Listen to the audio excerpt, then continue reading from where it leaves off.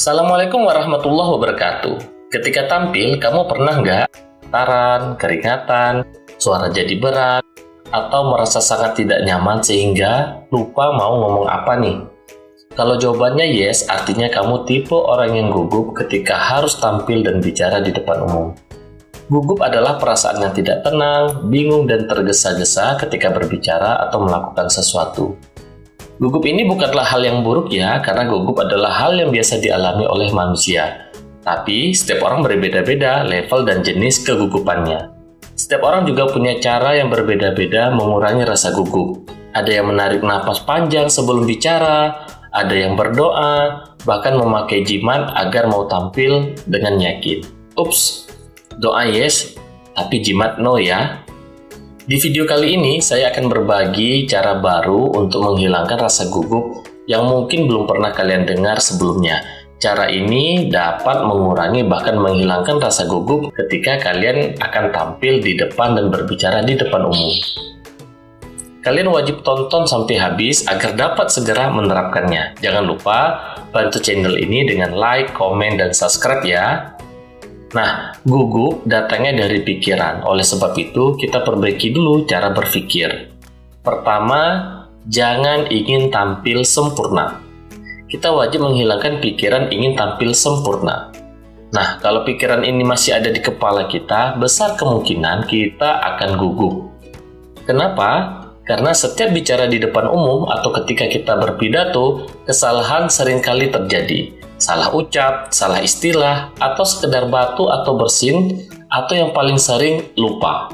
Nah, begitu hal ini terjadi, kita pastinya langsung gugup, atau kegugupan kita meningkat karena kita sudah tidak berhasil menghadirkan kesempurnaan. Kedua, jangan merasa sedang dinilai oleh audiens. Jangan suka merasa dinilai agar hidup ini lebih santai. Bahasa gaulnya ya, jangan baperan ya.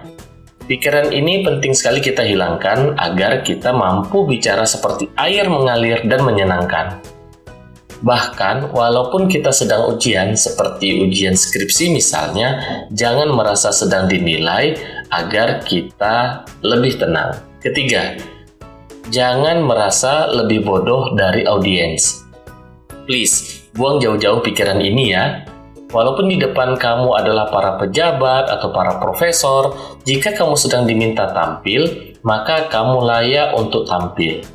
Setiap orang punya peran dan pengalamannya masing-masing di hidup ini. Kita nggak perlu membuat orang di depan kita kagum dengan cara menunjukkan kita lebih tahu dari mereka. Kenapa?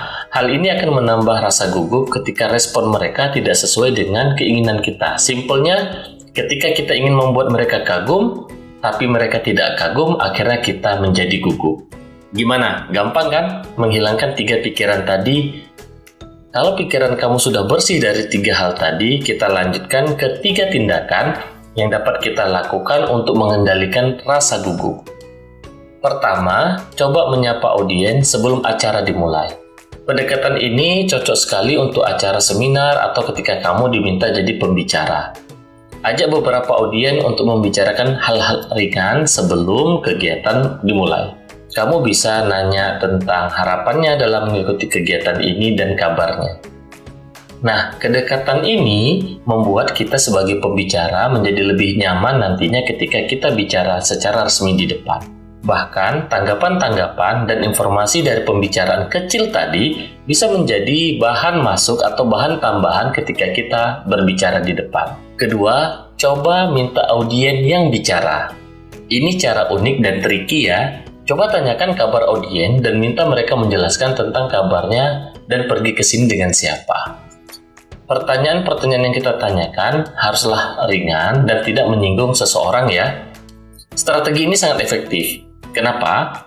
Mikrofon sudah pindah dari kita sebagai pembicara ke orang lain. Sehingga kita akan mempunyai waktu untuk menenangkan diri. Fokus dari audiens lainnya kan juga sudah bergeser, tidak lagi ke kita, tapi juga ke audiens lainnya. Jika satu audiens masih kurang dan kita belum tenang, kita bisa tanyakan ke audiens lainnya dengan alasan mau mendapat pandangan dari peserta lainnya. Hal ini sangat positif karena audiens merasa dihargai dan kita akan dianggap sebagai tipe pembicara yang berorientasi dan peduli terhadap peserta. Ketiga, Buka pembicaraan dengan hal yang kita kuasai atau yang kita senangi. Tidak ada salahnya kita membuka sebuah pidato dengan pantun ya, tapi pastikan kita benar-benar orang yang suka berpantun dan nyaman ketika berpantun. Dengan pantun biasanya peserta akan merasa kagum dan senang, menjadi rileks dan menatap kita dengan senyuman.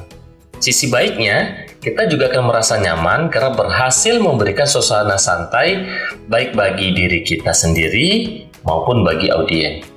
Oh iya, nggak mesti pantun ya. Kamu juga bisa melakukan sulap atau bercerita lucu.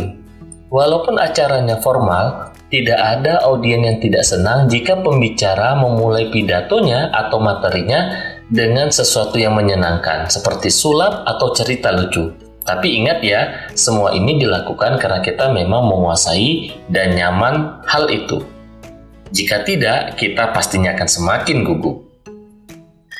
Demikian 6 strategi untuk mengurangi rasa gugup. 3 terkait dengan pikiran, 3 terkait dengan tindakan.